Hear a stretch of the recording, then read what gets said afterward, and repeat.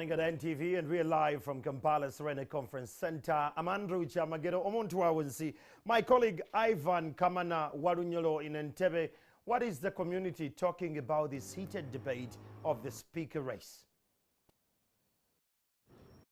Well, a very good morning to you, Andrew Chamagero, and our audience. I am coming to you from the streets of Nkumba, here, the junction, which of course goes to the Nkumba University, and this side goes to Bubuli at the express highway here. We know very well that the members of parliament, of course, have started taking an oath for a 5-year mandate given or elected by the people they represent. But of course, Entebbe as well. The member of parliament elect for Entebbe, who is Michael Kakembo, will also be taking an oath tomorrow to implement the mandate that he has been given by the people of Entebbe to take them for 5 years. But of course, as he takes his preps, I am joined by him this beautiful morning on the streets to let us know what this mandate means. What does an oath that he will take tomorrow mean to him as he leads the people of Entebbe into a city? Michael Kakembo, welcome with me on Morning at NTV. Good morning, Ivan, and good morning, viewers. Yeah. Michael Kakembo, and my name is, yes. You are taking an oath to office tomorrow. You are going to implement a 5-year mandate. What does this mean to you? Well, it is great. It's fun. It's my first time to be in Parliament. I feel so humbled and honored to be part of this 11th Parliament. Tomorrow I will be swearing in at around between 10 and 11, and thereafter we shall come home for a Thanksgiving Mass. And then I thank my people. We shall have fun. We're going to enjoy almost the whole day. What are some of the key things? We understand you've been doing a survey that you want to legislate for Entebbe as far as how you're going to this Parliament. Okay. Entebbe, we have a lot of things that should be done. We have the infrastructure is not enough. The roads are bad. We need too much money. We need to allocate more money for Entebbe Municipal Council. And now we are going into a city. Entebbe needs money. I told you last time Entebbe deserves better. Entebbe is the gateway. So we need each and everything good for Entebbe. Because Entebbe is for all members of Parliament. Each member of Parliament, whether you're coming from Piripiriti, whether Jinja, Masaka, Mbarara, you need Entebbe. Yeah. If Entebbe is good, the member of Parliament for Kasese is also happy, because this is where they pass through when they are going abroad. Yeah. And all our visitors pass through Entebbe. So Entebbe being a gateway, I believe most of my friends, the colleagues in the Parliament, will support me. On the floor of Parliament, we need more money for the road. We need security. We need a road to connect to Nachogo. I told you about that one. We are going to legislate for it. Entebbe Airport needs an emergency exit. So we need Buku, Chigungu, Chitoro Road to be done. First class tarmac for people of Entebbe and those traveling abroad and inside to be safe. But you are going to work in an environment which is NRM. It has been NRM for the previous seat, NRM with the State House.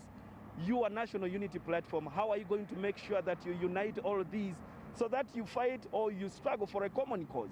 Well, what I believe, NRM, NUP, ADP, FDC, those are politics that stays outside the Parliament. Inside the Parliament, it is the people of Uganda first.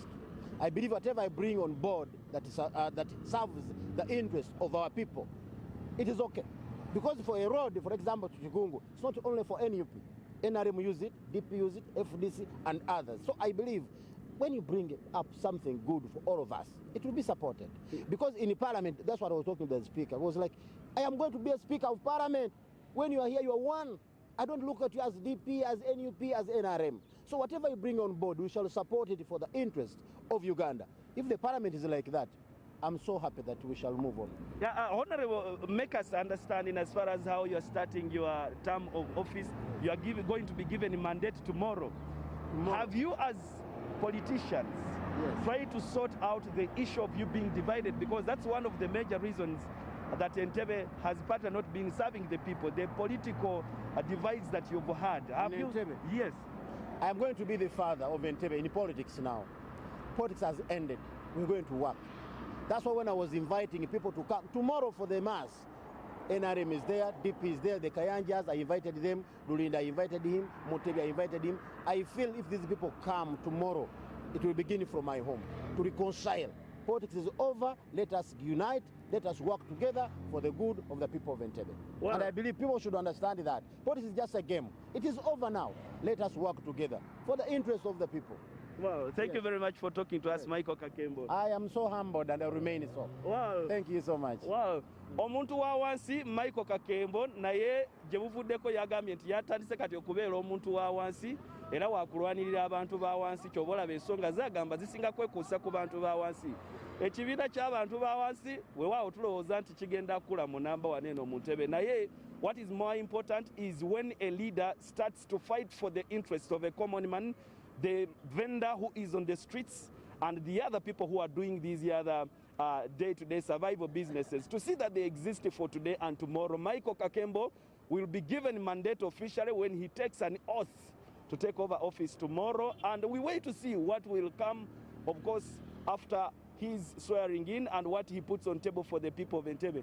Omuntu wa wansi nkomawo gy'oli mu studio eyo morning at NTV yeeyongereyo okubeera nti egenda mu maaso. Good morning. Much Ivan Kamana Walnyolo in Entebbe. The same discussion we are having, it's about leadership. Let me bring this. Your Excellency, Joseph Kabuleta, you've seen John Patrick Amama Zibak. He's making meetings. He's meeting the people at his Lakeside house and all this. And he's still working with the NRM cadres in one way or the other. What signals do you read from that kind of gesture? I think from so many people whom I've heard from, he's really now running a lot of shots. I think they got over the differences of 2016, and I think he learned a bit of humility at the time, and he was taught humility. And so now he came back in a different manner. Now he's running a lot of things happening at the NRM behind the scenes. And I've seen a bit of people who had kind of come out strong and dismissed him and so on, losing ground. And some of them have lost powerful positions and so on because they made the mistake of discounting him when he had that issue with the big man. So he's back. He's back. What position? Whether he's going to be given an official position is something to be, seen.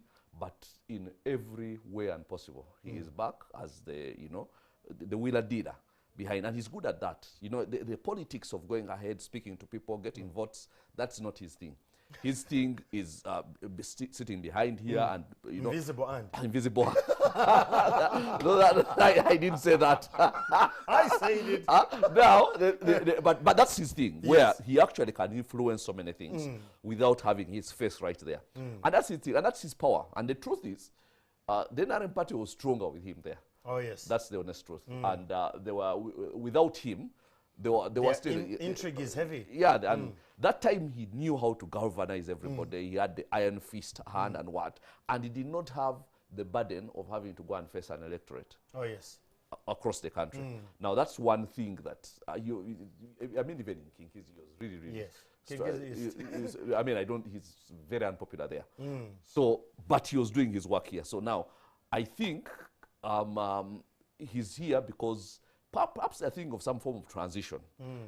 Should we expect a transition like Mr. Kabuleta alludes to? John Patrick Amama Mbabazi bounces back. And before you answer that, we have seen very many people trekking to Gulu to meet General Salim Saleh. Is this where the power lies? But before you respond to that, what you can see on screen, members of parliament have started to swear in today, and this is a process that's going to take the entire week. So listen and watch, and NTV will be bringing you these images as and when they're happening. Honorable Sebalu. Yeah, I think there are two things we need to appreciate here. Influence is the most important thing in leadership. There are people who have offices but have no influence.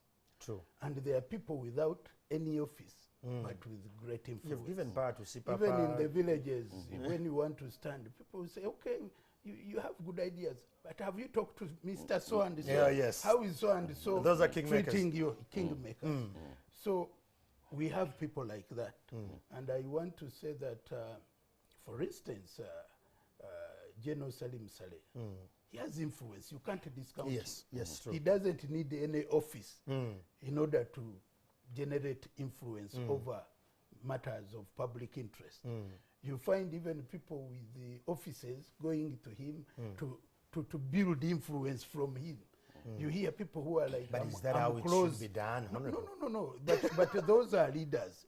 I'm just giving you A the whole notion picture. of leadership, because there are different ways. If you can be there and you don't have influence, but when you associate with someone with influence, You become influential. become influential, and with the time you build the confidence and the capacity and the self-esteem, and you get there. So there are those kind of people around. But the most important thing I want to say about Honorable Mbabas is that I really appreciate the way he managed his post. As Secretary General. Yeah, no. The way he managed the post-election period. You know, the elections were done. He was felt dissatisfied with it. He went to court. Court made a verdict. He respected it, and he withdrew, and he led his life. And he didn't go into secondary wars. That is very important. How you manage even disappointments. You're talking to Kabuleta How you now. manage success, Yes. how you manage disappointments determines what kind of a leader you are. You know, when you are excited, don't make statements, don't make promises. Even when you are extremely disappointed, Don't make statements, because you can easily go either way of the extreme. Okay. So he really managed himself well. And one thing for sure is that he's a strategic leader in the NRM. That's true. His departure temporarily was was an issue. Up to now, when He was missed. You know, when you're a leader, while you are away, if people don't miss you, or if people don't remember you, then you are irrelevant.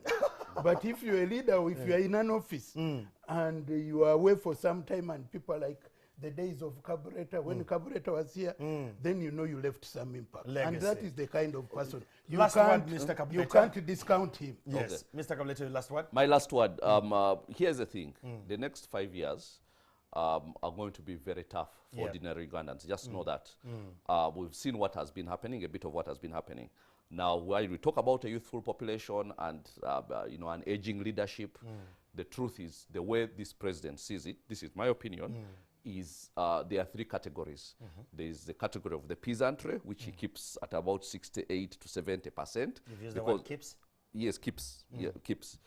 Because they are the ones who keep him in power. Because if they are angry and disgruntled, they are very appeasable.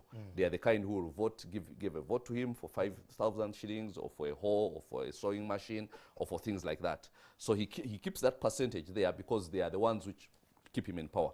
Then above them, there is you know, the middle class, which includes most of us, who are the ones who are the beasts of burden in regard to tax. We are the ones who are overtaxed, and they will go into every safe space that we have and overtax it and so on.